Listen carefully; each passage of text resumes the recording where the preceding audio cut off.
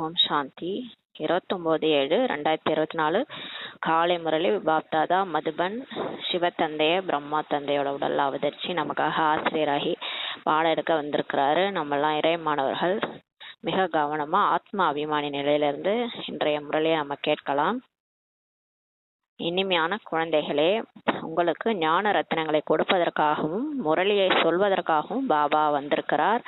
ஆகையால் நீங்கள் ஒருபோதும் முரளியை தவறவிடக்கூடாது. முரளி மீது அன்பு இல்லை என்றால் பாபாவிடம் அன்பு இல்லை சொல்லி பாபா சொல்றாங்க. பாபா இப்ப வந்திருக்கிறதே நமக்காக இந்த ஞானத்தை கொடுக்கறதுக்காக தான். 3வது கண்ணை திறந்து வச்சு இந்த ஞான ரத்தினங்களை நம்ம கொடுக்கறதுக்காக தான் வந்திருக்கிறாரு. இதுதான் செல்வம், ஞான செல்வம் நம்ம கொடுக்க வந்திருக்காரு. முரளியை சொல்றதுக்கு தான் பாபாவே வந்திருக்கிறாரு. அதனால நம்ம ஒருபொழுதும் முரளியை தவற விடக்கூடாது. ஒரு நாள் கூட தவற விட்டன்ற மாதிரி விடக்கூடாது. முரளி மீது அன்பு இல்லைன்னா அப்போ பாபா மேலே நமக்கு அன்பு இல்லைன்னு அர்த்தம்னு சொல்லி பாபா சொல்றாரு. கேள்வி: நீங்கள் இந்த ஞானத்தினால் கடைபிடிக்கக்கூடிய எல்லாவற்றையும் விட நல்ல குணம் எது சொல்லி பாபா கேட்குறாங்க. நம்ம இப்போ இந்த ஞானத்தினால நமக்கு கடைபிடிக்கக்கூடிய எல்லாவற்றையும் விட நல்ல குணம். பதில்: விகாரமற்றவர்களாக மாறுவதே எல்லாவற்றையும் விட நல்ல குணம் சொல்லி பாபா சொல்றாரு. இந்த கலியுகத்துல நம்ம அந்த 5 விகாரத்துல மூழ்கி இருந்தோம். அந்த விகாரம்லாம் இல்லாம மாறுறதே எல்லாவற்றையும் விட நல்ல குணம் சொல்லி சொல்றாரு. இந்த முழு உலகமும் விகாரமுடையதாக இப்ப இருக்குது. இப்ப இந்த முழு உலகமே விகாரத்துலதான் இருக்குது. எல்லாருக்குமே அந்த 5 விகாரங்கள், காமம், கோபம், பற்று, ஆசை, அகங்காரம் தான் இருக்குது. அப்படி மூழ்கி இருக்கிறாங்க. ஆனா விகாரம் என்றால்னாலே குணமற்றதாக இருக்கிறது என்ற ஞானம் உங்களுக்கு கிடைத்திருக்கிறது. அப்ப நம்ம அந்த விகாரனாலே நமக்கு தெரியுது அது தவறு, எல்லாமே தவறு தான். காமம், கோபம், பற்று, ஆசை, அகங்காரம், இதனால துன்பம் தான் ஏற்படுது. அதுல குணமே இல்லைன்றது என்ற ஞானம் நமக்கு இப்ப புரிஞ்சிட்டோம். விகாரமற்ற உலகத்தை ஸ்தாபனை செய்வதற்காக இப்ப தந்தையே வந்திருக்கிறார் சொல்லி பாபா சொல்றாரு. இப்ப அந்த மாதிரியான அந்த விகாரமே இல்லாத ஒரு உலகத்துக்கு நம்மளை கூட்டிட்டு போகிறதுக்காக பாபா வந்திருக்காரு. விகாரமற்ற தேவதைகள் தான் குணமுடையவர்களா இருக்கிறாங்க. அங்க சத்தியுகத்துல 5 விகாரம் இல்லாத தேவதைகள், அவங்க தான் குணமுடையவர்களா இருக்கிறாங்க. இப்ப தந்தை நினைவினால் குணங்களை திருத்தி கொள்ளலாம் சொல்லி பாபா சொல்றாரு. இப்ப நம்ம எப்படி அந்த 5 விகாரத்துலேருந்து வெளியே வரலாம்? நம்மளாலே முடியாது. பாபாவை நினச்சி பாபாவோட நினைவு நிரந்தரமா வரும்போது தான் நமக்கு அந்த 5 விகாரமும் போயிடும். நம்ம அதுலேருந்து திருத்திக்கலாம் சொல்லி சொல்றாரு. ஓம் சாந்தி. குழந்தைகளே, நீங்கள் ஒருபோதும் படிப்பை தவற விடக்கூடாது. படிப்பை தவற விட்டால் பதவியும் தவறிவிடும் சொல்லி பாபா சொல்றாங்க. ஒரு நாள் மிஸ் ஆனாலும் பாபா என்ன சொல்ல வர்றாருன்னே புரியாது. அப்ப படிப்பை தவற விட்டுட்டீங்கன்னா பதவி கூட தவறிடும் சொல்றாரு. இனிமையிலும் இனிமையான ஆன்மீக குழந்தைகளே, எங்கே அமர்ந்திருக்கிறீங்கன்னு சொல்லி கேட்குறாரு. இறைவனின் ஆன்மீக பல்கலைக்கழகத்துல உட்கார்ந்துருக்கிறீங்க. நம்ம இப்போ ஆன்மீக யூனிவர்சிட்டியில் உட்காந்துருக்கிறோம். ஒவ்வொரு 5000 வருஷத்துக்கு ஒரு முறை நான் இந்த பல்கலைக்கழகத்தில் சேருகின்றேன் என்பது குழந்தைகளுக்கு தெரியும். இப்போ நமக்கு தெரியும் 5000 வருஷத்துக்கு ஒரு தடவை பாபா வராரு. 5000 வருஷத்துக்கு ஒரு தடவை நம்ம இந்த யூனிவர்சிட்டியில் படிக்கிறோன்ட்டு. நமக்கு யார் படிக்க வைக்கிறாங்கன்னா தந்தை வராரு. தந்தையாகவும் இருக்கிறாரு, குருவாகவும் ஆசிரியராகவும் இருக்கிறாரு, குருவாகவும் இருக்கிறார் என்பதை குழந்தைகள் இப்ப அறிந்திருக்கிறீங்க. குருவின் உருவம் தனியா இருக்குது, அப்பாவினுடையது தனியா இருக்குது, டீச்சரோட தனியா இருக்குது. சாதாரணமா நம்ம லௌகீகத்துல அப்பான்றவங்க தனியா வேற ஒருத்தவங்க இருப்பாங்க, ஆசிரியர் ஒருத்தவங்க இருப்பாங்க, அவங்க வேற வேற உருவம் இருக்கும், குரு வேற உருவம் இருக்கும். ஆனா இங்க பாபா புள்ளியா இருக்கிறாரு. அவரே தான் 3 ரோலும் ப்ளே பண்றாரு. தந்தையாகவும் டீச்சராகவும் குருவாகவும் இருக்கிறாரு. அவர் உருவம் ஒண்ணுதான் சொல்லி சொல்றாரு. மனிதர்களின் வாழ்க்கையில இந்த மூவருமே முக்கியமானவர்கள். ஒரு மனிதர் இருக்கிறான்னா அவனுக்கு தந்தை இருக்கணும், டீச்சரா இருக்கணும், குரு இருக்கணும். தந்தை, டீச்சர், குரு அவரே மூவரின் பாகத்தையும் தானே நடிக்கின்றார். ஒவ்வொரு விஷயத்தையும் இப்போ புரிந்து கொள்வதால் குழந்தைகளாகிய உங்களுக்கு மிகவும் குஷி ஏற்பட வேண்டும் சொல்லி பாபா சொல்றாரு. இப்போ இந்த விஷயத்தெல்லாம் நம்ம புரிஞ்சுக்கிறதுனால குஷி வரணுன்றாரு.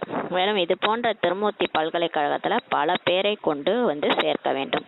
இந்த மாதிரி மூர்த்தியா இருக்கிற இந்த யூனிவர்சிட்டியில பல்கலைக்கழகத்துல நிறைய பேரை கூட்டின்னு சேர்க்கணுன்றாரு. எந்தெந்த பல்கலைக்கழகத்தில் படிப்பு நன்றாக இருக்கிறதோ அங்கே படிக்கக்கூடியவர்கள் மற்றவர்களையும் இந்த பல்கலைக்கழகத்தில் படியுங்கள், இங்கே நாலேஜ் நன்றாக கிடைக்கிறது, குணங்களும் நன்றாக மாறுகிறது என கூறுவார்கள். இப்போ வெளியில ஏதாவது யூனிவர்சிட்டி இருக்குன்னா அங்கே நல்லா படிக்கிறாங்கன்னா ஸ்டூடெண்ட்ஸ் என்ன சொல்லுவாங்க, இங்கே சேருங்க நல்லா இருக்குங்க அப்படின்னு சொல்லுவாங்கள்ல. அந்த மாதிரி இங்கே நம்மளை வந்து இங்கே டிசிப்ளின் நல்லா சொல்லித் தராங்க. இங்கே கடவுளை வந்து பாடம் எடுக்கிறாரு. இங்கே சேருங்கன்னு சொல்லி நம்ம கூட்டு வரணும் எல்லாரையும். குழந்தைகளாக இப்போ நீங்களும் பிறரை அழைத்து வர வேண்டும் சொல்லி பாபா சொல்றாரு. தாய்மார்களுக்கு சொல்லி புரிய வைக்கணும். ஆடவர்களுக்கு பிரதர்ஸ்க்கு புரிய வைக்கணும். வாருங்கள், இவர் தந்தையாகவும் இருக்கிறாரு, ஆசிரியராகவும் இருக்கிறாரு, குருவாகவும் இருக்கிறாரு. இவ்வாறு புரிய வைக்கிறீங்களா அல்லது இல்லையா என ஒவ்வொருவரும் தன்னுடைய மனதிடம் கேளுங்கள் சொல்லி பாபா சொல்றாரு. நம்ம இந்த மாதிரி இங்கே வாங்க, இங்கே வந்து கடவுளே வந்து தந்தையாகவும் இருக்கிறாரு, ஆசிரியராகவும் இருக்கிறாரு, குருவாக இருக்கிறாருன்ட்டு புரிய வைக்கிறீங்களான்ட்டு உங்கள் மனசை கேளுங்க. எப்போதாவது தன்னுடைய நண்பர்களுக்கும் உறவினர்களுக்கும் தோழிகளுக்கும் இவர் சுப்ரீம் தந்தையாகவும் இருக்கிறாரு, சுப்ரீம் டீச்சராகவும் இருக்கிறாரு, குருவாகவும் இருக்கிறாருன்னு என புரிய வைக்கிறார்கள். எப்போதாவது நம்ம ஃபர்ஸ்டே கூட நம்ம ஞானம் கிடைச்சோடனே நம்ம ஃப்ரெண்ட்ஸு, உறவினர்கள், தோழிகள் எல்லாருக்கும் சொல்லியிருப்போம் இல்லையா, எப்போவாவது புரிய வைக்கிறாங்கன்னு சொல்லி சொல்கிறாரு. தந்தை மேலான தேவதைகளாக மாற்றுகின்றார். இப்போ கடவுளே வந்து நம்மளை தாழ்ந்த நிலையிலேருந்து மனிதன்லேருந்து தேவதையாக மாற்றுறாரு. தந்தை தனக்கு சமமாக தந்தையாக மாற்றுறதில்ல, அவருக்கு சமமாக மாற்றுறதில்ல. மற்றபடி அவருக்கு என்ன மகிமையெல்லாம் இருக்குதோ அவற்றில் தனக்கு சமமாக மாற்றுகிறார். இப்போ அன்பு கடல், அமைதி கடல், சுக கடல், தூய்மை கடலாக இருக்கிறாருன்னா நம்மளே அந்த மாதிரி அந்த அன்புல கடலா, தூய்மையில கடலா, அமைதியில கடலா, அவரை மாதிரியே அந்த குணங்கள் நிறைஞ்சவங்களா மாத்துறாரு. இப்போ அப்பா எப்படியோ பிள்ளையும் அந்த மாதிரின்னு சொல்லுவாங்க. அந்த அப்பாவை பார்த்தா அவங்க பிள்ளை வந்து அப்படியே அப்பா மாதிரியே இருக்கிறாரு அப்படின்னு சொல்லுவாங்க. அந்த மாதிரி இப்போ நம்ம சிவனை மாதிரியே நம்மளை மாத்துறாரு. அவரு என்ன அன்பே சிவம் சொல்றாங்க, நம்மளே அன்பு உருவானவங்களா மாத்துறாரு. அவர் குணங்கள்ல அவர் மகிமைகள் என்னென்னலாம் இருக்குதோ அதுல நமக்கு தனக்கு சமமா நம்மளை மாத்துறாரு. மற்றபடி அவராகவே நம்ம ஆகிறது இல்லை. நானே கடவுள் அப்படி சொல்லிக்க முடியாது. கடவுளுடைய குழந்தையா அவருடைய உருவமா நம்மளே மாத்துறாரு. அவர் எப்படி குணங்கள் நிறைஞ்சவரா இருக்கிறாரோ நம்மளையும் அந்த மாதிரி குணங்கள் நிறைஞ்சவரா மாத்துறாரு. பரிபாலனை செய்வதும் அன்பு செலுத்துவதும் பாபாவினுடைய வேலை. நம்மளை பார்க்கற, உதவி செய்யறது, நம்மளை வந்து வளர்க்கறது, நம்ம மேல அன்பு செலுத்துறதும் கடவுளுடைய வேலை. இப்படிப்பட்ட தந்தையை கண்டிப்பாக நினைக்க வேண்டும். இந்த மாதிரி ஒரு கடவுள் எங்கேயாவது கிடைப்பாரா? இது வரைக்கும் லௌகீகத்துல கூட நமக்கு அந்த மாதிரி தந்தை கிடைச்சதில்ல. எப்படி நம்மளை வந்து அன்பு செலுத்துறாரு, நம்மளை வந்து பார்த்துக்கிறாரு. அவரை கண்டிப்பா நினைக்கணும் இல்லையா சொல்லி சொல்றாரு. அவரை வேறு யாரிடமும் ஒப்பிட முடியாது. அந்த மாதிரி ஒரு கடவுளை, அந்த மாதிரி ஒருத்தரை வேற யாரோடையும் நம்ம ஒப்பிட முடியாது. அந்த அளவுக்கு நமக்கு உதவி செய்யறவங்க, நம்ம நிந்தனை செஞ்சாலும் நமக்கு ஓடி வந்து சேரவர் கடவுள் தான். அவரை வந்து யாரோடனும் ஒப்பிட முடியாது சொல்லி பாபா சொல்றாரு. குருவிடம் அமைதி கிடைக்கிறது என்று கூறுகிறார்கள். இப்ப அந்த சன்னியாசிகள் குருட்டெல்லாம் போனா அமைதி கிடைக்கிறது சொல்லுவாங்க. ஆனால் இவரோ உலகத்திற்கே அதிபதியாக மாற்றுகின்றார். அவங்கள்ட்ட போனா அமைதி தான் கிடைக்கும். இவர்கிட்ட வந்தா நமக்கு என்ன கிடைக்கும்? நமக்கு சொர்க்கமே கிடைக்கும். உலகத்துக்கே அதிபதியா நம்மளை மாத்துறாரு. நான் அனைத்து ஆத்மாக்களுக்கும் தந்தையாக இருக்கின்றேன் என்று யாருமே கூற முடியாது சொல்லி பாபா சொல்றாரு. எந்த ஒரு யாருமே வந்து நான் வந்து எல்லாருக்கும் தந்தையா இருக்கிறேன், உலகத்துல இருக்கிற ஆத்மாக்களுக்கெல்லாம் தந்தையா இருக்கிறேன்னு யாருமே சொல்ல மாட்டாங்க. இது வரைக்கும் நம்ம சாது சன்னியாசிகள்கிட்ட போயிருக்கோம். நான் உன்னுடைய அப்பான்ட்டு யாருமே சொன்னதில்லை. அனைத்து ஆத்மாக்களுக்கும் தந்தையாக யார் இருக்க முடியும் என்பது யாருக்குமே தெரியவில்லை. பாருங்க, உலகத்தார் இதை புரிஞ்சுக்கவே இல்லை. கடவுள் வந்து பாடம் எடுத்துக்கிறான்னு சொன்னா நம்ப மாட்டாங்க. எல்லா ஆத்மாக்களுக்கும் தந்தையா யாரால இருக்க முடியும்னு கொஞ்சம் கூட யோசிச்சு பார்க்க மாட்டாங்க. அவர் கடவுளா தானே இருக்க முடியும், அது கூட யாருக்குமே தெரியலன்னு சொல்லி சொல்றாரு. ஒரு எல்லையற்ற தந்தையை தான் இந்து, முஸ்லீம், கிறிஸ்து அனைவருமே காட்ஃபாதர்ன்ட்டு கூறுகின்றார்கள் சொல்லி சொல்றாரு. புத்தி நிச்சயமாக நிராகாரின் பக்கம் செல்கிறது. கடவுளே நான் எல்லாருக்குமே எங்க பாக்குறாங்க? வானத்தை தான் பாக்குறாங்க. அவர் எங்கேயோ ஒரு உருவமே இல்லை. கடவுளேன்னு சொல்லும் போது ஒரு உருவமே இல்லாதவங்க தான் நமக்கு, நாம ஒரு மேலதான் நம்ம பார்ப்போம். நிராகார தான் நம்ம நினைக்கிறோம். ஆனா அவர் புள்ளியா இருக்கிறாரு. அவருக்கு உடம்பு இல்லை. நம்ம கடவுளேன்னு சொல்லும் போது எந்த ஒரு உடலுமே நமக்கு ஞாபகம் வராது. அத புத்தி நிச்சயமா நிராகாரின் பக்கம்தான் செல்கிறது சொல்லி பாபா சொல்றாரு. இதை யார் கூறியது? காட்ஃபாதர்னு யார் சொல்றது?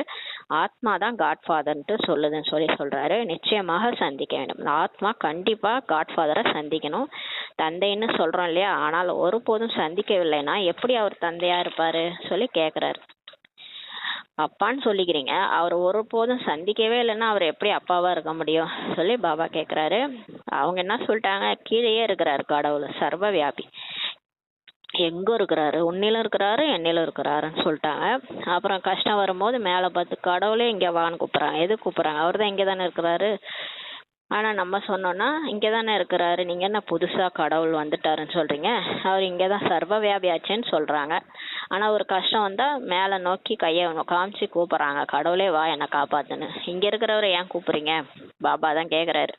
கண்டிப்பாக கடவுள்னு இருந்தால் அவர் நம்மளை வந்து சந்திக்கணும். அப்பான்னு சொல்கிறீங்க, அப்பான்னா அவர் வந்து கண்டிப்பாக அவரை ஒரு நாள் நம்ம சந்திச்சு தானே ஆகணும்.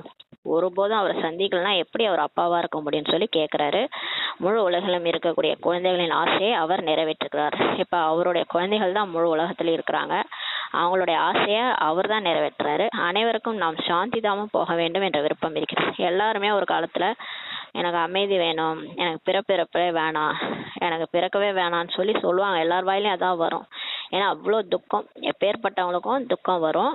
அது பணக்காரங்களா இருந்தாலும் சரி, ஒரு காலத்தில் அவங்களுக்கு அமைதியை விரும்புகிறாங்க, சாந்தி தாமம் போகணும்னு நினைக்கிறாங்க. அந்த விருப்பத்தை தான் பாபா வந்து நிறைவேற்றுறாரு. ஆத்மாவிற்கு வீட்டின் நினைவு வருகிறது. அடிக்கடி ஆத்மா நடிப்பிலிருந்து விலகி வீட்டுக்கு போகணும்னு நினைக்குது.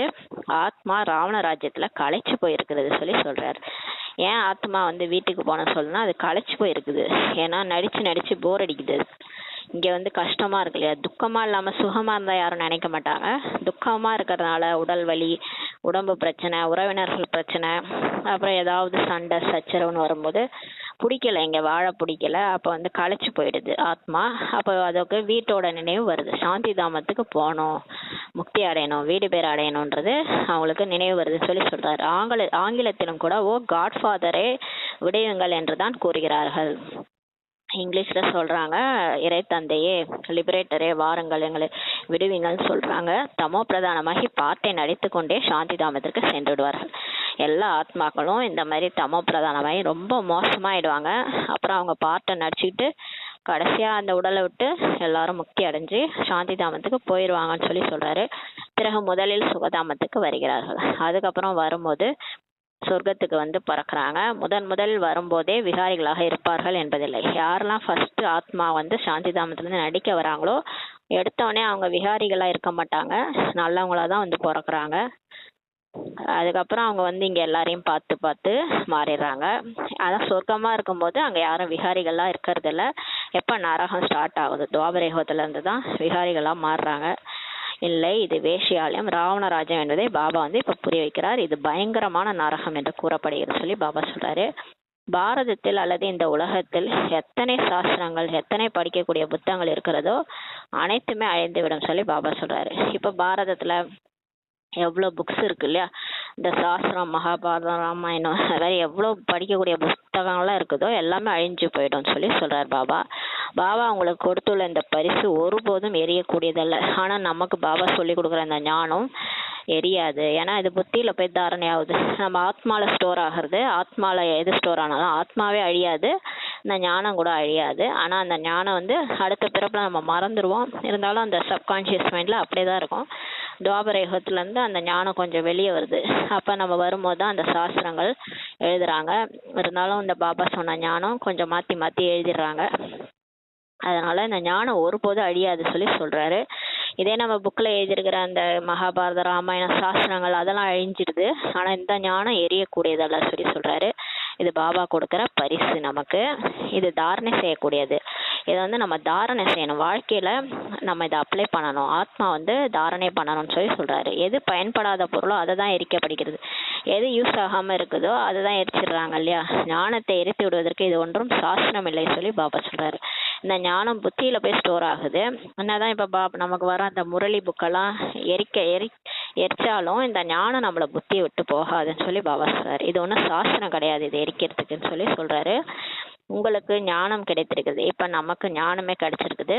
இதனால் நீங்கள் 21 பிறவிகளுக்கு பதவி அடைகிறீர்கள். இப்போ நம்ம இந்த ஞானத்தின் மூலமாக 21 பதவி அடைகிறோம், 21 பிறவிக்கு போய் பதவி அடைகிறோம்னு சொல்லி சொல்கிறாரு. இது இவர்களுடைய சாஸ்திரம், எரித்து விடலாம் என்பதெல்லாம் கிடையாது. அந்த காலத்தில் இந்த ஞானம் புக்காக எழுதி வச்சுருந்தாங்க பிரம்மா பாபா. அதை வந்து எரிக்கிறதுக்கு வந்துட்டாங்க. அதை கொளுத்தி விடலாம், அப்போ தான் இதெல்லாம் இவங்க இதை வந்து பரப்ப மாட்டாங்க அப்படின்னு நினச்சிக்கிட்டாங்க. ஆனால் இது இவங்களுடைய சாஸ்திரம், இந்த ஞானம், அதனால் இதை எரிச்சிடலாம் அப்படிலாம் கிடையாது சொல்லி பாபா சொல்கிறாரு. இது எரிச்சாலும் இது நம்மளை விட்டு போகாது. நம்ம பாபாவை நினைக்கிறது தான் இந்த ஞானமே. இந்த ஞானம் என்னன்னா ஆத்மா பரமாத்மாவுடைய ஞானம், சிருஷ்டி சக்கரத்துடைய ஞானம். இது நம்ம புத்தியில பர்மனண்டா ஸ்டோர் ஆயிடுச்சு. இதை வந்து ஒருபோதும் எரிக்க முடியாது சொல்லி சொல்றாரு. இந்த ஞானம் தானாகவே மறைந்துவிடுது. ஆனா இந்த ஞானம் நம்ம அந்த அடுத்த பிறவி எடுத்தோம்னா தானாவே மறைஞ்சிரும்னு சொல்லி சொல்றாரு. இந்த பிறவில நமக்கு இந்த ஞானம் புத்தியை விட்டு போகவே போகாது. படிப்பதற்கான புத்தகம் எதுவுமே இல்லை, இங்க படிப்பதற்கான புக்ஸ் எல்லாம் எதுவும் கிடையாது. ஞானம் விஞ்ஞான பவனம் என்ற பெயர் கூட இருக்கிறது. ஞானம் விஞ்ஞான பவனம்ட்டு ஒரு பேர் இருக்குதான். ஆனால் இந்த பெயர் ஏன் ஏற்பட்டுக்கிறது என அவர்களுக்கு தெரியாது. அவங்க சொல்றாங்க ஞான விஞ்ஞான பவன்ட்டு, ஆனா அது என்ன அர்த்தம்னு அவங்களுக்கு தெரியாது.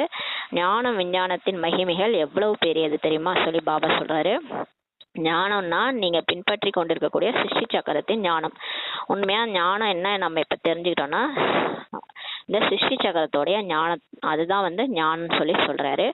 நம்ம இந்த 5 ஸ்வரூபம் சுத்துறோம் இல்லையா, சத்தியகம், திரேதாயுகம், துவாபரயுகம், கலியுகம், இதுதான் சிருஷ்டி சக்கரத்துடைய ஞானம்.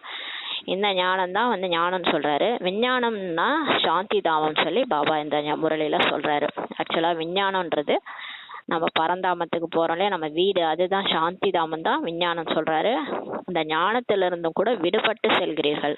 விஞ்ஞானம்ன்றது நம்ம இந்த ஞானத்தையும் தாண்டி போறோம், எல்லாத்தையும் மறந்து போயிட்டு நம்ம அமைதியா சாந்தி தாமத்துக்கு போறோம்ல, இந்த ஞானத்தை கூட அங்க போய் மறந்துடுவோம். அதுதான் விஞ்ஞானம் சொல்லி சொல்றாரு. ஞானத்தில் படிப்பின் ஆதாரத்தில் மீண்டும் நீங்கள் ராஜ்யம் செய்கிறீர்கள். இப்ப ஞானத்தை நம்ம படிப்போட ஆதாரத்துல யார் எவ்வளவு படிக்கிறோமோ அதை வச்சு நம்ம மீண்டும் இங்க வந்து ராஜ்யம் செய்றீங்கன்னு சொல்லி சொல்றாரு. ஆத்மாக்களாகிய நமக்கு தந்தை வந்து இப்ப படிப்புகிறார் என்பதை நீங்கள் புரிந்து கொள்கிறீர்கள். இப்ப நம்ம வந்து கடவுளே வந்து நமக்கு படிக்க வைக்கிறாருன்றத புரிஞ்சுக்கிறோம். இல்லை என்றால் பகவான் வாக்கு என்பதே மறைந்துவிடும். இல்லைன்னா என்ன ஆயிடும், இது ஏதோ ஒரு படிப்பு அப்படின்னு நினைச்சுக்கிட்டு மறைந்துரும்னு சொல்லி சொல்றாரு. இது பகவான் வாக்குன்றது மறைந்துரும்னு சொல்றாரு. பகவான் எந்த சாஸ்திரத்தையும் படித்து விட்டு வர்றதில்லை. இப்ப சிவ பகவான் வந்திருக்கிறாரு இல்லையா பிரம்மா உடல்ல, அவர் எந்த சாஸ்திரத்தையும் படிச்சுட்டு வரல. இந்த பிரம்மா பாபாவனா இந்த பகவத்கீதை, மகாபாரத, ராமாயணம்லாம் படிச்சிருப்பாரு. ஆனா பாபா வந்து சிவபாபா எதையும் படிக்கல. பகவானுக்குள் ஞான விஞ்ஞானம் இரண்டும் இருக்கிறது.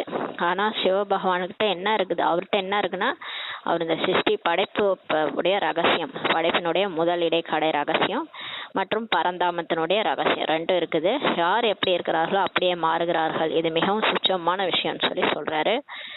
இது வந்து இதை சிந்தனை செய்ய வேண்டிய விஷயம். யார் எப்படி இருக்கிறாங்களோ அப்படியே மாறுறாங்க. இப்ப நம்ம வந்து எப்படி இருக்கிறோம், எந்த அளவுக்கு ஞானம் இருக்குதோ அந்த மாதிரியே நம்ம மாறுறோம்னு சொல்லி சொல்றாரு.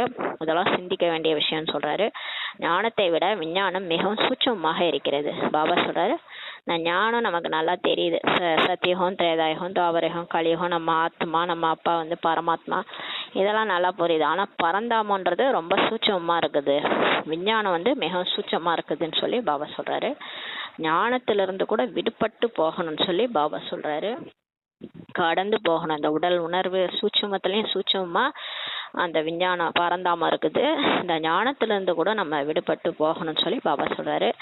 ஞானமும் ஸ்தூலமாக இருக்கிறது. இப்ப நம்ம ஞானம் படிக்கிறோம் இல்லையா, அது எல்லாமே நம்ம இந்த பூமி எப்படி இருந்தது, இந்த பூமியில முத வந்து சத்தியகம் இருந்தது, அதுக்கப்புறம் திரேதாயுகம், அதுக்கப்புறம் துவாபரயுகம், அப்புறம் கலியுகம் முடிஞ்சு இப்ப திரும்ப சங்கமயுகம், அதுக்கப்புறம் திரும்ப சத்தியுகம் வரும்னு பாபா சொல்லியிருக்காரு. இது எல்லாமே ஸ்தூலமா நமக்கு கண்ணுக்கு தெரிகிற விஷயத்த ஞானம் வந்து சொல்லுது. நாம் படிப்பிக்கின்றோம் என்றால் ஒளி எழுப்புகின்றது அல்லவா. இப்ப பாபா வந்து நம்ம சொல்லி கொடுக்கும்போது நம்ம வாய் மூலமா பாபா வந்து நம்மளை படிக்க வைக்கிறாரு, வாய் மூலமா சொல்றாரு இல்லையா. அப்போ ஒளி வருது, வாயில இருந்து நம்ம சொல்லும் போது ஒளி சவுண்ட் வருது சொல்லி சொல்றாரு. ஒளி எழும்புகிறது அல்லவா சொல்லி சொல்றாரு. விஞ்ஞானம் சூட்சமாக இருக்குது. ஆனா பரந்தாமன்றது ரொம்ப சூட்சமா இருக்குது. இதில் சப்தத்திலிருந்து விடுபட்டு சாந்தியில் போக வேண்டும், அமைதியில போக வேண்டும் சொல்லி சொல்றாரு. இந்த அமைதிக்காகத்தான் அனைவரும் அலைகின்றார்கள். இந்த அமைதி வேணும், நிம்மதி வேணும்னு கேட்கறாங்களே, இதுக்காக தான் எல்லாரும் அலையறாங்கன்னு சொல்லி சொல்றாரு. சன்னியாசிகளிடம் செல்கின்றார்கள். நிறைய பேர் சன்னியாசிகிட்ட எல்லாம் போறாங்க. ஆனா எந்த பொருள் தந்தையில இருக்கிறதோ அது வேற யாரிடமே இருக்காது. இப்ப நம்ம பாபா கிட்ட இருந்து அடைஞ்ச அந்த அமைதி, அந்த திருப்தி வேற யார்ட்டையுமே கிடைக்காது சொல்லி சொல்றாரு. அங்க அடையோகம் செய்கிறாங்க, பள்ளத்துல கூட அமர்ந்திருக்கிறாங்க, வீடு வாசல் விட்டு வெளியே போயிட்டு பள்ளத்துல உட்காந்துக்கிறாங்க. ஆனா இதனால் யாருக்குமே அமைதி கிடைக்காது சொல்லி பாபா சொல்றாரு. சாந்தி என்றது ஆத்மாவுடைய சுயதர்மம். அது வந்து நம்ம வீட்டை விட்டு வெளியே போனாதான் கிடைக்கும்லாம் கிடையாது. எங்க இருக்கிறோமோ அங்கேயே நம்மளால அமைதியா இருக்க முடியும். ஆத்மான்னு உணர்ந்து பரமாத்மாவை நினைக்கும் போது நமக்கு அமைதி ஆட்டோமேட்டிக்கா வரும். இங்கே துன்பத்தின் விஷயம் எதுவுமே இல்லை. இங்கே பாபா கிட்ட நம்ம வந்தோம்னா குஷி தான். இங்கே துக்கத்துக்கான விஷயம் எதுவும் இல்லை. இங்கே வந்து அப்படியே நம்ம வந்து சாப்பிடாம அடயோகம் பண்ணிக்கிட்டு மூச்சு அடக்கி அப்படியே அந்த உடம்பு ஃபுல்லாக புற்று ஃபார்ம் ஆகி இந்த அளவுக்கு துன்பத்திற்கான விஷயம் எதுவுமே இல்லை சொல்கிறாரு. படிப்பு கூட மிகவும் எளிதாக இருக்கிறது இங்கே. ஆனால் நம்ம ஞானம் வந்து ரொம்ப ஈஸியாக இருக்குது. கடவுளே வந்து சொல்கிற ஞானம் ஈஸியாக இருக்குது. 7 நாள் பாடம் எடுக்கப்படுகிறது. இங்கே 7 நாள் கோர்ஸ் எடுக்கிறாங்க. அந்த 7 நாள் கோர்ஸ் முடிச்சுட்டு நீங்கள் வெளியே போய் எங்கே வேணாலும் செல்லலாம்னு சொல்லி பாபா சொல்கிறாரு. 7 நாள் கோர்ஸ் தான். இதை ஒழுங்காக கற்றுக்கிட்டு போனால் போதும். ஆத்மா, பரமாத்மா, அப்புறம் சிருஷ்டி சக்கரம், ஏணிப்படி இந்த ஞானங்கள்லாம் தெரிஞ்சுட்டு கர்மத்தின் ஆழமான ரகசியம் இது எல்லாத்தையும் நம்ம புரிஞ்சுக்கிட்டோம்னா நம்ம போய் நம்மளே கூட வெளியில் கிளாஸ் எடுக்கலாம், எங்கேனாலும் போகலாம். பாபா நினைக்கிறது சிருஷ்டி சக்கர அந்த 5 ஸ்வரூபத்தை சுற்றுறது, இதை தான் நம்ம செய்யணும். இது போன்ற வேறு எந்த உலகியல் கல்லூரியிலும் செய்ய முடியாது. வேறு காலேஜில் இந்த மாதிரி நீங்கள் வாங்க 7 நாள் படிச்சுட்டு வெளில போய் சுற்றுங்கன்னு சொல்ல மாட்டாங்க எந்த காலேஜ்லேயும். நம்ம காலேஜில் தான் பாபாவே பாருங்கள், இறைவனே ஆசிரியராக இருக்கிற காலேஜில் எவ்வளோ சலுகையை கொடுக்குறாரு. நீங்கள் வாங்க 7 நாள் படிங்க, அப்புறம் போங்க எங்கேனாலும் போய் சேவை செய்யுங்கன்னு சொல்லி சொல்கிறாரு. உங்களுக்கான பாடமே இந்த 7 நாள் தான் சொல்லி சொல்கிறாரு. அனைத்துமே இப்போது புரிய வைக்கப்படுகிறது. இப்போ நமக்கு எல்லாமே பாபா புரிய வைக்கிறாரு. ஆனால் 7 நாள் யாருமே கொடுக்க முடியாது. ஆனால் பாருங்கள் 7 நாள் கூட யாரும் வரமாட்டாங்க. புத்தி யோகம் எங்காவது சென்று விடுகிறது. ஒரு 2 நாள் வந்தால் உடனே வேலை அது இதுன்ட்டு போயிடுறாங்க. நீங்களோ பட்டியில் இருந்தீர்கள், நம்ம கூட பட்டியில் இருந்தோம். யாருடைய முகத்தையுமே நம்ம பார்க்கலை. அதான் அந்த காலத்தில் பாபா சொல்கிறாரு. 350 பேர் வந்துட்டாங்க இல்லையா, அவங்க பட்டியில் இருந்தாங்க. யாருடைய முகத்தையும் அவங்க பார்க்கல. அவங்க வீடு வாசலே தாண்டி வந்து உறவினர்களை கூட பார்க்கல. யாரிடமும் பேசவில்லை, வெளியிலும் போகவில்லை. அந்த காலத்தில் பிரம்மா பாபா கூட இருக்கும்போது பட்டியில் இருந்தாங்க. ஃபுல் அண்ட் ஃபுல் யோகா பட்டி. யோகா பண்ணிட்டு ஞானம் கேட்டுக்கிட்டு அப்படி தான் இருந்தாங்க. வெளி உலகத்தையும் அவங்க பார்க்கல, யார்கிட்டையும் பேசல, வெளியிலும் போகவில்லை. தவம் செய்வதற்காக கடற்கரையில் கூட சென்று நினைவில் அமர்ந்தீர்கள் சொல்லி பாபா சொல்கிறாரு. அந்த நேரத்தில் இந்த சக்கரம் புரிய வைக்கப்படவில்லை. அந்த நேரத்தில் பாபா வந்து ஞானம்லாம் சொல்லலை, யோகா மட்டும்தான். யோகா நிலையில் யோகத்தில் உட்கார வச்சார். எல்லாரையும் நினைவு யாத்திரையில் உட்கார வச்சார். இந்த படிப்பை புரிந்து கொள்ளவில்லை. முதலில் எல்லாருமே அப்போ வந்து டிரான்ஸில் போயிடுவாங்க, காட்சி பார்ப்பாங்க, யோகத்தில் இருப்பாங்க. முதல்ல பாபா சொல்கிறார், தந்தையுடன் தொடர்பு வேண்டும். ஃபஸ்ட்டு பாபாவை நினைவு ஏற்படுத்துங்க. பாபா யாருன்னு சொல்லுங்க. பாபாவின் அறிமுகம் வேண்டும். பிறகு டீச்சர் வேண்டும். ஃபஸ்ட்டு அப்பா யாருன்னு தெரிஞ்சுக்கணும், அப்புறம் ஆசிரியர் யாரு, ஆசிரியர் மூலமாக ஞானம் என்ன நமக்கு கிடைக்குது அதெல்லாம் புரிய வைக்கணும். முதலில் தந்தையுடன் எப்படி தொடர்பு கொள்ள வேண்டும் என்பதை கூட கற்றுக்கொள்ள வேண்டியதாயிடுச்சு. ஃபஸ்ட்டு யோகா எப்படி செய்யணுன்றதை தான் பிரம்மா பாபா கற்றுக் கொடுத்தாரு. ராஜயோகம் கற்றுக் கொடுத்தாரு. அது அப்பாவோட எப்படி நம்ம தொடர்பை ஏற்படுத்துது, ஆத்மான்னு உணர்ந்து பரமாத்மாவை நினைவு செய்யுது. மன்மனாபவ மந்திரத்தை கற்றுக்கொள்ள வேண்டியதாயிற்று. ஏனென்றால் இந்த தந்தை ஆசிரியராக இருக்கிறார். ஏன்னா அவருக்கு உடம்பு இல்லை. உடம்பு இருந்தால் ஈஸியாக நம்ம இவர் தான் கடவுள்ன்ட்டு நினச்சிட்டு போயிடலாம். உடம்பு இல்லாத ஆசிரியராக இருக்கிறதுனால வேறு யாருமே ஏற்றுக்கொள்ள மாட்டார்கள்.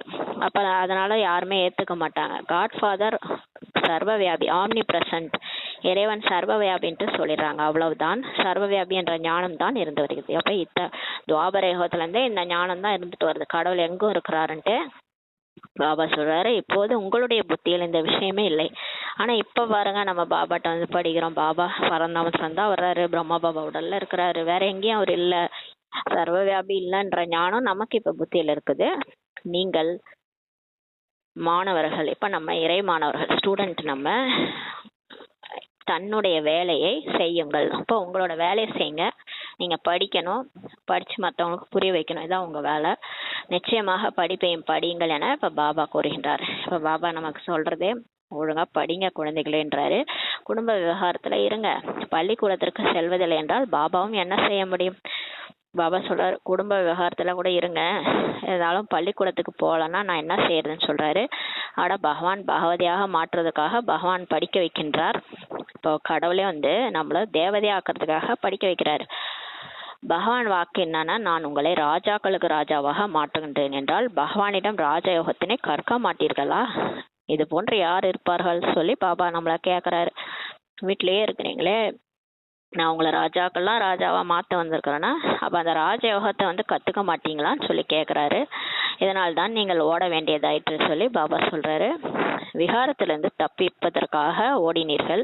நீங்கள் யாரும் பார்க்கக்கூடாது, சந்திக்கக்கூடாது என்பதற்காக பட்டியல் வந்து விட்டீர்கள். அந்த காலத்தில் அப்போ வந்தவங்கெல்லாம் வந்து தாதி தீதிகள்லாம் விகாரத்திலேருந்து தப்பிப்பதற்காக வந்துட்டாங்க. யாரையும் பார்க்கக்கூடாது, சந்திக்கக்கூடாதுன்றதுனால அங்கே போய் 7 நாள் பட்டியில் இருந்தாங்க. யாரையும் பார்க்கவே இல்லை. பிறகு மனதை எதில் ஈடுபடுத்துவது? பகவான் படிக்க வைக்கின்றார் என்பதில் குழந்தைகளுக்கு நிச்சயம் இருக்கிறது. பாபா சொல்றாரு, இப்போ வந்து கடவுளே வந்து எனக்கு சொல்லி தராருன்ற நிச்சயம் உங்களுக்கு இருக்குது. இருப்பினும் நோய் இருக்கிறது, இந்த வேலை இருக்கிறது என சாக்கு போக்கு கூறுகின்றனர். ஆனாலும் இப்போ கூட சில குழந்தைகள் எனக்கு வந்து உடம்பு சரியில்லை, அதனால சென்டருக்கு வர முடியல, எனக்கு வேலை இருக்குதுன்னு சாக்கு போக்கு சொல்றாங்கன்னு சொல்றாரு. பாபா மிகவும் மாற்றத்தை கொடுக்க முடியும். பாபா நிறைய மாற்றத்தை கொடுக்க முடியும். டெய்லி நம்ம ஒழுங்கா முரளி படிச்சுட்டு யோகா பண்ணோம்னா நம்ம வாழ்க்கையில மாற்றத்தை அவரால் கொடுக்க முடியும். பாபா சொல்றாரு, இன்று பள்ளிக்கூடத்தில் கூட மாற்று முறைகள் மிகவும் கொடுக்கிறார்கள். இப்போ வந்து ஸ்கூல்லலாம் கூட ஷிஃப்ட்லாம் மாற்று முறைகள்லாம் கொடுக்குறாங்க. இங்கே அதிக படிப்பு எதுவும் இல்லை. ஆனால் வந்து அங்கே வந்து ஒரு 8 பீரியட் இருந்தால் ஒரு 45 நிமிஷம் ஒரு ஆள் வந்து கிளாஸ் எடுப்பாங்க. ஆனால் இங்கே வந்து அதிக படிப்பே இல்லை. இங்கே ஞானத்தில் என்ன பாபா சொல்கிறது தான் அதே விதவிதமாக சொல்லிட்டு இருக்கிறாரு. இங்கே அதிக படிப்பே கிடையாதுன்றாரு. அப்பா மற்றும் சொத்தை புரிந்து கொள்ள புத்தி நன்றாக இருக்கு. இங்கே நம்ம ஞாபகப்படுத்துறதே பாபா வந்து அவரை நினைக்க சொல்றாரு. அவர் அடிக்கடி மறந்துடும். ஆத்மான்னு வந்து பரமாத்மாவை நினைக்க சொல்றாரு. அப்பாவையும் சொத்தையும் நினைக்க சொல்றாரு, சொர்க்கத்தையும் நினைக்க சொல்றாரு. அதுக்கு புத்தி வந்து கரப்ட் ஆகாம ஒழுங்கா இருக்கணும், நன்றாக இருக்கணும்னு சொல்றாரு. அப்பா மற்றும் சொத்தை நினைவு செய்யுங்கள் என அனைவருக்கும் கூறுங்கள். இப்ப பாபாவையும் அந்த சொர்க்கத்தையும் நினைங்கன்னு சொல்லி எல்லாருக்கும் சொல்லுங்கன்றாரு. திருமூர்த்தி நிறைய செய்கிறார்கள், ஆனால் மேலே சிவபாபாவை காண்பிக்கவில்லை. திருமூர்த்தி சித்திரம் நிறைய வரைஞ்சிருக்கிறாங்க, ஆனால் மேலே புள்ளியா சிவபாபாவை காண்பிக்கல. அது காமிச்சாதான் காடு தான் வந்து இந்த 3 வேலையை செஞ்சுட்டு இருக்கிறாரு. பிரம்மா மூலமா ஸ்தாபனை, விஷ்ணு மூலமா பாலன், சங்கரர் மூலமா விநாசம் பண்ணிட்டு இருக்கிறதே அவரு தான்ட்டு அவர் படத்தை காட்டலான்றாரு. பக்தியில் அந்த மாதிரி செஞ்சிருக்கிறாங்க. கீதையினுடைய பகவானோ சிவன், அவர் மூலமாக தான் ஞானத்தை அடைந்து விஷ்ணு ஆகிறார் என்பதை புரிந்து கொள்வதில்லை. பாருங்க, அந்த கிருஷ்ணர் கீதை சொன்னார்னு சொல்லிட்டாங்க. ஆனால் அந்த கீதையினுடைய பகவானே சிவன் தான். அவர் வந்து சொன்ன ஞானத்தின் மூலமா தான் இந்த கிருஷ்ணரே போயிட்டு விஷ்ணு ஆகிறாருன்றது புரிஞ்சுக்கல. ராஜயோகம் அல்லவா சொல்லி பாபா சொல்றாரு. இது பல பிறவிகளின் கடைசி பிறவியாக இருக்கிறது. இப்போ வந்து பிரம்மா பாபாவுக்கு பல பிறவிகளுடைய கடைசி லேக்ராஜ், அவருடைய பிறவி வந்து லேக்ராஜ் அவர் பேரு. அதை தான் வந்து மாத்திட்டு இவர் பிரம்மான்னு பேர் வச்சு அவர் மூலமா படைப்பு படைக்கிறதே சிவன் தான். எவ்வளவு எளிதாக இப்போது புரிய வைக்கப்படுகிறது, எவ்வளவு ஈஸியா பாபா புரிய வைக்கிறாரு. புத்தகம் போன்ற எதுவுமே இப்போ கையில் இல்லை, வெறும் ஒரு பேட்ச் தான் இருக்கிறது. இப்போ நமக்கு புத்தகம் கூட முரளி புக்கெலாம் கூட நம்ம தூக்கிட்டு போறதில்ல, ஏன்னா புத்தியில ஞானம் இருக்குது, கையில பேட்ச் இருக்குது, அவ்வளோதான் சொல்றாரு. அதில் திருமூர்த்தியின் சித்திரம் மட்டும் இருக்கிறது. பேட்சில் கூட திருமூர்த்தியின் சித்திரம் இருக்கிறது. ஒரு காலத்துல பேட்சை எல்லாரும் கண்ணில் ஒத்திக்குவாங்கன்னு சொல்றாருல்ல பாபா ஒரு முரளியில, அந்த அளவுக்கு பேட்சுக்கு மகிமை இருக்குது. அதுல திருமூர்த்தி சித்திரம் மட்டும் இருக்குது. தந்தை பிரம்மா மூலமா எவ்வாறு படிக்க வச்சு விஷ்ணுக்கு சமமா ஆக்குறாருன்றத நம்ம புரிய வைக்கணும்னு சொல்லி பாபா சொல்றாரு. நம் ராதையை போல மாற வேண்டும் என பலர் புரிந்து கொள்கிறார்கள். நிறைய பேர் நம்ம ராதை மாதிரி ஆகணும்ட்டு புரிஞ்சுக்கிறாங்க. கலசம் வந்து தாய்மார்களுக்கு கிடைக்கிறது. ராதைன்றது மம்மாவை இங்கே குறிக்கிறாரு. மம்மா மாதிரி ஆகணும்ட்டு பலர் புரிஞ்சுக்கிறாங்க. இப்போ ஞான கலசத்தை பாபா தாய்மார்களுக்கு தான் கொடுக்குறாரு. ராதையின் பல ஜென்மங்களின் கடைசியில கலசம் அவருக்கு கிடைத்திருக்குது. இந்த மம்மா வந்து அவங்க தான் ராதையா இருந்தாங்க முதல் ஜென்மம். அவங்களுடைய கடைசி ஜென்மம் தான் அவங்களுக்கு பாபா அந்த கலசத்தை, ஞான கலசத்தை கொடுக்குறாரு. அவங்க தான் ஞானத்தை எல்லாருக்கும் சொல்லி புரிய வச்சாங்க. இந்த ரகசியம் கூட பாபா தான் புரிய வைக்க முடியும். இதெல்லாம் கூட பாபா தான், இறைவனே வந்து நமக்கு சொல்லி புரிய வைக்கிறாரு. வேற எந்த மனிதனும் இதை அறியவில்லை சொல்லி பாபா சொல்றாரு. மம்மா தான் வந்து ஜெகதாம்பா, அவங்க தான் ராதை ஆகுறாங்க. இந்த ரகசியம் கூட யாருக்கும் தெரியாது. உங்களிடம் சென்டருக்கு எத்தனை பேர் வருகிறார்கள்? சிலர் ஒரு நாள் வருகிறார்கள், பிறகு 4 நாட்கள் வருவதில்லை. இப்ப பாபா கேட்கிறாரு, சென்டருக்கு எத்தனை பேர் வராங்க? சில ஒரு நாள் வராங்க, அப்புறம் 4 நாள் வர்றதில்லை. இத்தனை நாட்கள் என்ன செஞ்சீங்கன்ட்டு அவங்கள்ட்ட கேட்கணும். தந்தையை நினைச்சீங்களா? சுயதர்சன சக்கரத்தை சுத்தினீங்களா? யார் மிகவும் தாமதமாக வராங்களோ அவர்களிடம் எழுதி கேட்க வேண்டும் சொல்லி பாபா சொல்றாரு. பலர் மாறுதல் அடைந்து செல்கிறார்கள். நிறைய பேர் இங்க வந்து ஞானம் கேட்டு, தினமும் வந்து ஞானம் கேட்டு நல்லா மாறுதல் அடைகிறாங்கன்னு சொல்றாரு. இருந்தாலும் ஏதாவது ஒரு சென்டருடையவராக இருப்பார்கள். இருந்தாலும் ஏதாவது ஒரு சென்டர்ல கண்டிப்பா அவங்க பேர் இருக்கும். பாபாவை நினைவு செய்ய வேண்டும், சக்கரத்தை சுற்ற வேண்டும் என்ற மந்திரம் கிடைத்திருக்கிறது. இப்போ எல்லாத்த விட 2 தான் கடைசியாக பாபா சொன்னாரா, கடைசியில் நம்ம பாபா நினைவு மட்டும்தான் இருக்கும், போகணும் திரும்ப வரணுன்றது மட்டும்தான் ஞாபகம் இருக்கும். இப்போ 2 விஷயம் பாபா சொல்றாரு. ஒன்று பாபாவை நினைவு செய்ய வேண்டும், இன்னொன்று சுயதர்ஷன சக்கரத்தை சுற்ற வேண்டும். இந்த 2 மந்திரம் தான் உங்களுக்கு கிடைச்சிருக்குன்னு சொல்றாரு. பாபா எவ்வளவு எளிய விஷயத்தை தெரிவிக்கிறார். இப்போ பாபா நமக்கு எவ்வளவு ஈஸியான விஷயத்தை சொல்லி புரிய வைக்கிறாரு. மன்மனா பவ, எண்ணெய் நினையுங்கள் மற்றும் ஆசை நினையுங்கள் என்று 2 வார்த்தைகள் தான் சொல்றாரு. இப்போ 2 தான் நமக்கு பாபா சொல்லி கொடுக்குறாரு. ஒன்று ஆத்மான்னு புரிஞ்சு அவரை நினைக்க சொல்றாரு, இன்னொன்று சொர்க்கத்தை நினைக்க சொல்றாரு. இதில் அனைத்து சக்கரமும் வந்து விடுகிறது, இதிலே எல்லா ஞானமும் வந்துருதுன்றாரு. யாராவது சரீரத்தை விடுகிறார்கள் என்றால் இன்னார் சொர்க்கத்துக்கு சென்று விட்டார்கள் என கூறுகின்றார்கள். ஆனால் சொர்க்கம் என்பது என்ன என்று யாருக்குமே தெரியவில்லை. அங்கே ராஜ்யம் இருந்தது என்பதை நீங்கள் இப்போது புரிந்து கொள்கிறீர்கள் சொல்றாரு. இப்போ யாராவது இறந்துட்டாங்கன்னா வைகுண்ட பதவி அடைந்தார் அப்படின்னு சொல்றாங்க. ஆனா சொர்க்கம்னா என்னன்றதுன்னே தெரியல அவங்களுக்கு. இதே பூமி தான் ஒரு காலத்துல சொர்க்கமா இருந்தது, அங்க தேவதைகள் வாழ்ந்தாங்க. இப்ப அது நரகம் ஆயிடுச்சு. இப்ப சரீரம் விடுறவங்களாம் நரகத்துல தான் பிறக்குறாங்க. எப்ப சொர்க்கம் வருமோ அங்க போய் எல்லாரும் சொர்க்கத்துல பிறப்பாங்கன்றது புரிஞ்சுக்கலன்றாரு. அங்கே ராஜ்யம் இருந்தது என்பதை இப்ப நம்ம புரிஞ்சுக்கிறோம் சொல்றாரு. மேலிருந்து கீழ் வரை, பணக்காரர்ல இருந்து ஏழைங்க வர எல்லாருமே சுகமா இருக்கிறார்கள். எங்க சொர்க்கத்துல ராஜ்யம் இருந்தது, அங்க பணக்காரங்கள்ல இருந்து ஏழை வரை எல்லாருமே சுகமா இருக்கிறார்கள். ஆனா இங்கே துக்க உலகமா இருக்குது, அதுவோ சுக உலகம். பாபா மிகவும் நன்றாக நமக்கு புரிய வைக்கிறார். கடைக்காரர்களாக இருந்தாலும் வேற யாராக இருந்தாலும் படிப்பிற்காக சாக்கு போக்கு கூறுவது நன்றாகவே இல்லை பாபா சொல்றாரு.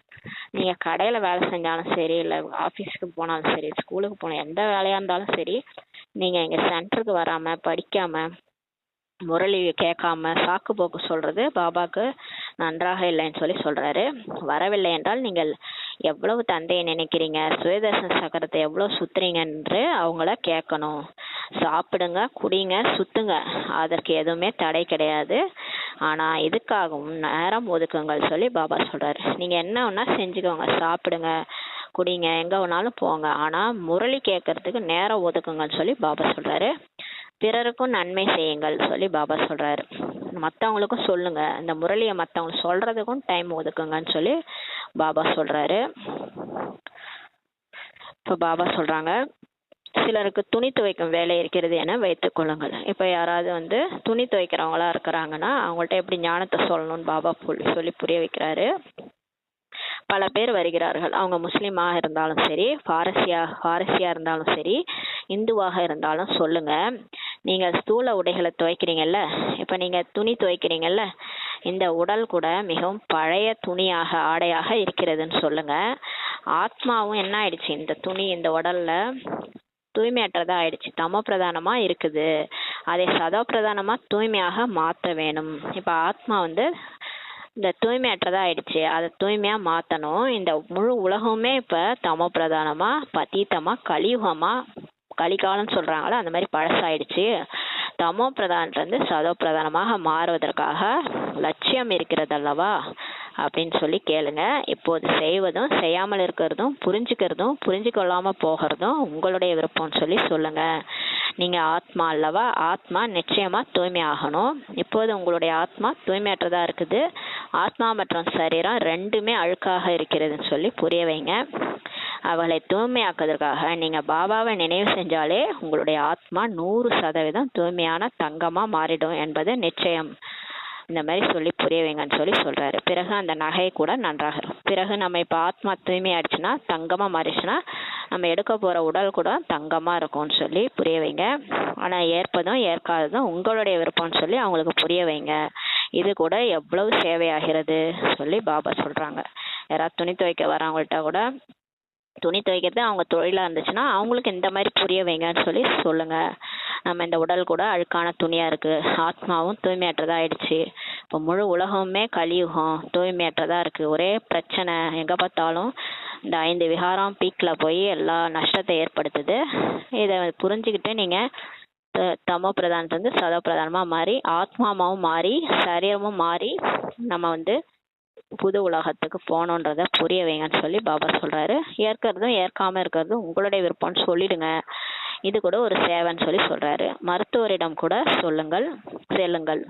ஹாஸ்பிட்டலுக்கு போங்க, காலேஜுக்கு போங்க, கல்லூரிகளுக்கு செல்லுங்கள், பெரிய பெரியவர்களுடன் சென்று புரிய வைங்கன்னு சொல்லி பாபா சொல்றாரு. குணம் மிகவும் நன்றாக இருக்க வேண்டும், ஆனா இங்கேயோ அனைவருமே குணமற்ற இருக்கிறார்கள் சொல்லி புரிய வைங்க. இப்ப நல்லாவே உலகம் மோசமா தானே இருக்கு. எவ்வளவு கொலை, சின்ன குழந்தைங்களை கூட கொலை பண்ணிடுறாங்க. இது எல்லாமே நீங்க சொல்லி புரிய வைக்கலாம். இங்க எவ்வளவு குணம் மோசமா இருக்குது, அதனால இங்க வர ஸ்டூடெண்ட்ஸ், காலேஜ்ல வர ஸ்டூடெண்ட்ஸ்லாம் நல்லவங்களா மாறணும், அதுக்காக இந்த ஞானத்தை சொல்லி புரிய வைங்க, விகாரமற்றவர்களாக மாற வேண்டும் என இப்ப பாபா கூறுகின்றார். கடவுளே வந்து சொல்றாரு, இந்த 5 விகாரமற்றவர்களாக மாறணும். விகாரமற்ற உலகம் இருந்தது அல்லவா, ஒரு காலத்துல சொர்க்கமா விகாரம் இல்லாம இருந்தது உலகம். இப்போது விகாரிகளாக இருக்கிறாங்க என்றால் குணமற்றவர்களாக இருக்கிறாங்கன்னு சொல்லி பாபா சொல்றாரு. குணம் மிகவும் மோசமாகிவிட்டது. இப்ப எல்லாருக்குமே குணம் மோசமாயிடுச்சு இல்ல, கோபம் வந்தா கொலைய பண்ணிடுறாங்க, அந்த அளவுக்கு மோசமாயிடுச்சுன்னு சொல்லி பாபா சொல்றாரு. விகாரமற்றவர் தன்னை மாற்றிக்கொள்ளாமல் திருந்த மாட்டார்கள். பாருங்க, விகாரத்தோட இருக்கிறவங்க தன்னை மாத்திக்காம அவங்க திருந்தவே மாட்டாங்கன்னு சொல்லி சொல்றாரு. திருடனா பார்த்து திருந்தாவிட்டால் திருட்டை ஒழுக்க முடியாது சொல்லுவாங்கல்ல, நம்மளே திருந்தலைன்னா நம்மளால இந்த விகாரம் போகாதுன்னு சொல்லி சொல்றாரு. இங்கே மனிதர்கள் அனைவருமே காமம் உடையவர்களாக இருக்கிறார்கள். இப்ப எல்லாருமே இங்க வாழறவங்க எல்லாமே சுத்தம் இல்லாதவங்களா தான் தூய்மை இல்லாதவங்களா இருக்கிறாங்க. இப்போது விகார உலகத்தை விகாரமற்ற உலகமாக ஒரு தந்தை தான் வந்து ஸ்தாபனை செய்கிறார் சொல்றார் பாபா. இப்ப இந்த விகார உலகம், இந்த மோசமான உலகத்தை நல்ல விகாரமற்ற உலகமா கடவுள் தான் வந்து மாத்துறாரு. மற்றபடி பழைய உலகம் அழிஞ்சிரும்னு சொல்லி பாபா சொல்றாரு. இது ஒரு சக்கரம் அல்லவா சொல்லி பாபா சொல்றாரு. இந்த சக்கரத்தில் விளக்கம் மிகவும் நன்றாக இருக்கிறது. இந்த சிஷ்டி சக்கர ஞானத்துல இந்த விளக்கம் ரொம்ப நல்லா இருக்குது, அதை சொல்லி புரிய வைங்க. இது நிர்விகார உலகமா இருந்தது, அங்கே தேவதைகள் ராஜ்யம் செஞ்சாங்க. இப்போது அவர்கள் எங்கே போனார்கள் சொல்லி பாபா கேக்குறாரு. முத இந்த உலகம் நிர்விகாரி உலகமா இருந்தது, அங்க ஒரு காலம் சொர்க்கமா இருந்தது. அப்ப தேவதைகள் ராஜ்யம் செஞ்சாங்க, இப்ப அவங்களாம் எங்க போனாங்க சொல்லி கேக்குறாரு. இப்ப அவங்க எங்க போனாங்கன்னா, ஆத்மா அழியறது இல்லை இல்லையா, தேவதையா நடிச்சவங்க ஆத்மா தான், அவங்க உடல் தான் தேவதையா இருந்தது, ஆனா அவங்க நடிச்சது ஆத்மா. அந்த ஆத்மா என்ன ஆயிடுச்சு, அழியறது இல்லை. ஆத்மா எப்பயுமே அழியறது இல்லை, அது ஒரு உடலை விட்டு மற்றொன்று உடலை எடுக்குது. அந்த மாதிரி உடல் எடுத்து நடிச்ச தேவதைகள் இப்பவும் 84 பிறவி எடுத்திருக்கிறாங்க. இப்போது நீங்கள் புத்திசாலி ஆகியிருக்கிறீர்கள். இந்த ஞானத்தை கேட்டு நம்ம இப்ப புத்திசாலி ஆயிட்டோம்னு சொல்லி பாபா சொல்றாரு. முன்பு உங்களுக்கு எதுவுமே தெரியாம இருந்தது, முன்னாடி நமக்கு எதுவுமே இந்த மாதிரி தேவதைகள் நடிச்சாங்க, அவங்க மறுபிறவி எடுத்து இப்ப இருக்கிறாங்கன்றதெல்லாம் நம்ம தெரியாம இருந்துச்சு. இப்போது இந்த பழைய உலகம் அழுக்காக இருக்கிறது சொல்லி பாபா சொல்றாரு. இப்ப இந்த கலியுகம், கலிகாலம், ரொம்ப இந்த உலகம் அழுக்காயிடுச்சு, எங்குமே சுத்தமா இல்லாம இருக்குது. சுத்தமே இல்லை பாருங்க, எப்படி எங்க பார்த்தாலும் சாக்கடை. ஏன் அழுக்கா இருக்குன்னா, மனிதர்களே தம பிரதானமா இருக்கிறதுனால உலகமும் அப்படி ஆயிடுச்சுன்னு சொல்லி சொல்றாரு. பாபா எதை கூறுகிறாரோ அது மிகவும் சரியாக இருக்கிறது என்பதை நீங்கள் உணர்கிறீர்கள். இப்ப நம்ம புரிஞ்சுக்கிறோம், பாபா முரளியில என்ன சொல்றாரோ அதுதான் நடந்துட்டு இருக்குது, அதுதான் கரெக்டா இருக்குன்ட்டு நம்ம புரிஞ்சுக்கிட்டோம். அங்கே பவித்திரமான உலகம் தான் இருக்கிறது, சொர்க்கத்துல தூய்மையான உலகம் இருக்குது. இது பவித்திரமான உலகமாக இல்லாத காரணத்தினால தன்னை தேவதை என்பதற்கு பதிலாக இந்துன்னு பெயரை வச்சுக்கிட்டாங்க. இந்துஸ்தானில் வசிக்கக்கூடியவர்கள் இந்து என கூறிக்கொள்கிறார்கள் சொல்லி பாபா சொல்றாரு. தேவதைகள் சொர்க்கத்தில் இருக்கிறார்கள். இப்போது நீங்கள் இந்த சக்கரத்தை புரிந்து கொள்கிறீர்கள். நம்ம இப்ப இந்த சக்கரத்தை புரிஞ்சுக்கிட்டோம். யார் யார் புத்திசாலியாக இருக்கிறாங்களோ அவங்க நன்றாக புரிந்து கொண்டால் பாபா எப்படி புரிய வைக்கிறாரோ அப்படியே மீண்டும் ரிப்பீட் செய்ய வேண்டும். இப்ப யார் நல்ல ஞானத்துல புத்திசாலியா இருக்கிறாங்களோ, நல்ல ஞானத்தை புரிஞ்சுக்கிறாங்களோ, அவங்க பாபா எப்படி சொல்லி புரிய வைக்கிறாரோ அப்படியே மீண்டும் அதே மாதிரியே சொல்லி புரிய வைக்கணும்னு சொல்றாரு. முக்கியமான வாக்கியங்களை குறிப்பெடுத்து கொண்டே செல்லுங்கள். இப்ப பாபா சொல்ற முக்கியமான பாயிண்ட்ஸை எழுதிக்கிட்டே போங்க. பிறகு பாபா இந்த கருத்தை சொன்னாருன்ட்டு சொல்லுங்க. நான் கீதா ஞானத்தை கூறுகின்றேன் என்று கூறுங்கள். இந்த சிவனே சொன்ன கீதை தான் அவர் இந்த கருத்தெல்லாம் சொன்னாருன்னு சொல்லி புரிய வைங்க. இது கீதையினுடைய யுகம், சங்கம யுகம். 4 யுகம் இருக்கிறது என்பது எல்லாருக்கும் தெரியும், ஆனா இதுவோ லீப் யுகம். இந்த சங்கம யுகத்தை பற்றி யாருக்குமே தெரியாது. இது புருஷோத்தம சங்கம யுகம் என்பதை நீங்க தான் தெரிஞ்சிருக்கீங்க சொல்லி பாபா சொல்றாரு. மனிதர்கள் சிவ ஜெயந்தி கொண்டாடுறாங்க, ஆனால் அவர் எப்போ வந்தாரு, என்ன செய்தாருன்ட்டு அவங்க புரிஞ்சுக்கவே இல்லை. சிவ ஜெயந்திக்கு பிறகுதான் கிருஷ்ணனே ஜெயந்தி ஆகிறாரு, பிறகு ராமரும் ஜெயந்தி ஆகிறாரு. சிவன் பூமியில அவதரிச்ச பிறகுதான் கிருஷ்ணனே வராரு. கிருஷ்ணர் அந்த கீதையை படிச்சுதான் கிருஷ்ணர் ஆகிறாரு. அப்புறம் ராமரும் கீதையை படிச்சு ராமர் ஆகிறாரு. ஆனா ஜெகதாம்பா, பிரம்மாவனுடைய ஜெயந்தி, சரஸ்வதனுடைய ஜெயந்தி எல்லாம் யாரும் கொண்டாடுறதில்ல. ஜெகதாம்பினுடைய ஜெயந்தியை யாரும் கொண்டாடுறதில்லை. அனைவருமே வரிசை கிரமத்தில் வருகிறார்கள் அல்லவா சொல்லி பாபா சொல்றாரு. இப்போது உங்களுக்கு அனைத்து ஞானமும் கிடைக்கிறது. இப்போ உங்களுக்கு எல்லா ஞானமும் கிடைச்சிருச்சு சொல்லி பாபா சொல்றாரு. நல்லது.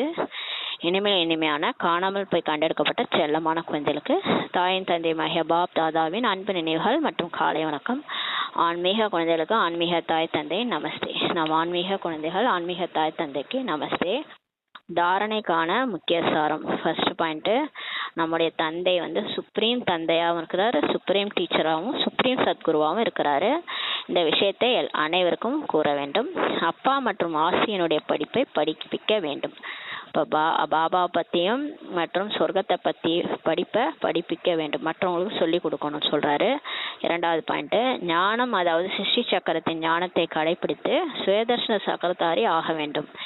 இப்போ ஞானத்தையும் நம்ம இந்த சுயதர்ஷன சக்கரத்தை ஞானத்தையும் கடைப்பிடிச்சு சுயதர்ஷன சக்கரதாரியாக ஆகணும். மேலும் விஞ்ஞானம் அதாவது பரந்தாமம் அதாவது சத்தத்திலிருந்து விடுபட்டு அமைதியில் செல்ல வேண்டும் சொல்லி சொல்கிறாரு. 7 நாட்கள் கோர்ஸ் எடுத்த பிறகு எங்கே இருந்தாலும் படிக்க வேண்டும். நீங்கள் 7 நாள் கோர்ஸ் எடுத்துட்டு கூட நீங்கள் வெளியே போயிருங்க, போய் எங்கே இருந்தாலும் நீங்கள் முரளி மட்டும் படிச்சுட்டே இருங்கன்னு சொல்கிறாரு. படிக்கணும், மற்றவங்களுக்கும் சொல்லித்தரணும், சேவையும் செய்யணும்னு சொல்லி சொல்கிறாரு. வரதானம்.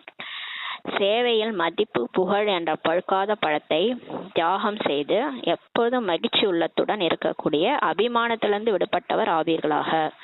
இப்போ பாபாவோட சேவையில் எனக்கு மதிப்பு வேணும், மரியாதை வேணும், புகழ் வேணும்ன்ட்டு அந்த பழுக்காத பழத்தை இப்பயே சாப்பிட்டுட்டீங்கன்னா, பச்சை காயா சாப்பிட்டுட்டீங்கன்னா அப்போ என்ன ஆகிடும், சொர்க்கத்தில் உங்களுக்கு பதவி கிடைக்காது. இப்போ நம்மளை புகழணும், மதிப்பு கிடைக்கணும்னா நினைக்காதீங்க. அந்த பழுக்காத பழத்தை தியாகம் பண்ணிடுங்க. இந்த காயை வந்து எதுக்கு, நமக்கு பழம் தானே வேணும். இப்போ போய் எனக்கு புகழ் வேணும், மதிப்பு வேணும், இதெல்லாம் தியாகம் பண்ணிட்டு எப்போதும் மகிழ்ச்சி உள்ளத்துடன் இருக்கக்கூடிய, எப்போதுமே சந்தோஷமா இருக்கக்கூடிய அபிமானத்திலிருந்து விடுபட்டவர் ஆகுக வரதானம் கொடுக்குறாரு. தேக அபிமானம், அந்த புகழ் பெருமை இந்த இச்சையிலிருந்து விடுபட்டவங்களா ஆகுங்கன்ற வரதானம் கொடுக்குறாரு. ராயல் ரூபத்தின் இச்சையின் சொரூபமாவது.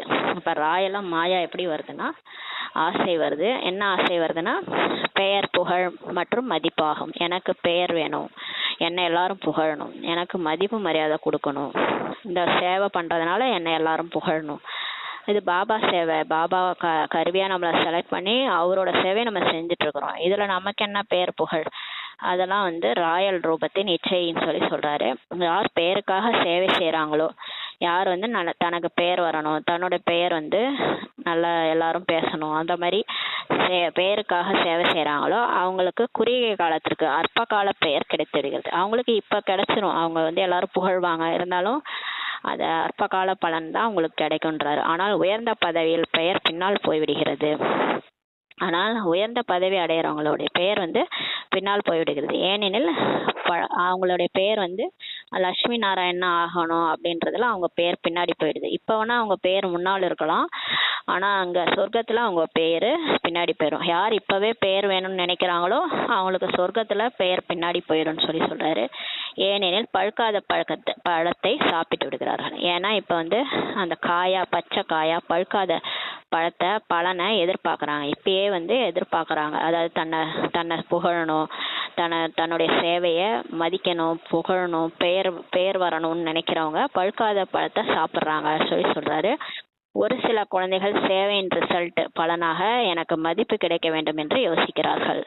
நான் சேவை செஞ்சேன்ல, என்னை எல்லாரும் புகழணும், என்னை எல்லாரும் மரியாதை செய்யணும்ன்ட்டு யோசிக்கிறாங்க. ஆனால் இது மதிப்பு அல்ல, அபிமானமாகும். ஆனால் இது மதிப்பு மரியாதை கிடையாது, அது ஒரு அபிமானம். எங்கே அபிமானம் இருக்குதோ அங்கே மகிழ்ச்சி இருக்காதுன்னு சொல்லி பாபா சொல்கிறாரு. எனவே அபிமானத்திலிருந்து விடுபட்டவராகி எப்போதும் மகிழ்ச்சியின் அனுபவம் செய்யுங்கள். அதனால் இப்போ இந்த அபிமானத்தை, அந்த சூட்சும ராயல் ரூபமான அபிமானத்தெல்லாம் விடுபட்டவராகி பேர் வேணும், மதிப்பு வேணும், மரியாதை வேணும், இதெல்லாம் விடுபட்டுட்டு எப்போவுமே மகிழ்ச்சியினோட அனுபவத்தை செய்யுங்கன்னு சொல்லி பாபா சொல்கிறார். பாபா நினைவுலே இருந்தாலே நான் நேற்று முரளியில் சொன்னார்ல, நான் கருவியாக இருந்து செய்கிறேன், பாபா தான் என்னை செலக்ட் பண்ணியிருக்காரு.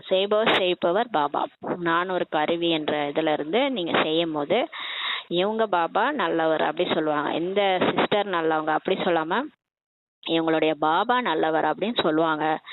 அப்போ எப்போவுமே அவங்க வந்து மகிழ்ச்சியினோட அனுபவம் செய்வாங்கன்னு சொல்லி பாபா சொல்கிறாரு. ஸ்லோகன்: பரமாத்மா அன்பின் சுகமளிக்கும் ஊஞ்சலில் ஊஞ்சல் ஆடுங்கள், அப்போது துக்கத்தின் அலைகள் வரவே முடியாது.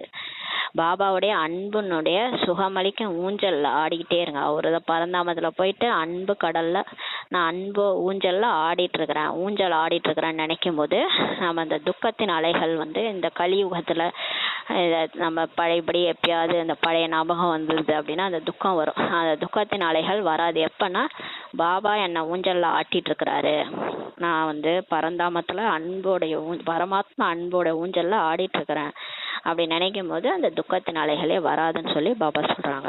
ஓம் சாந்தி. நன்றி பாபா.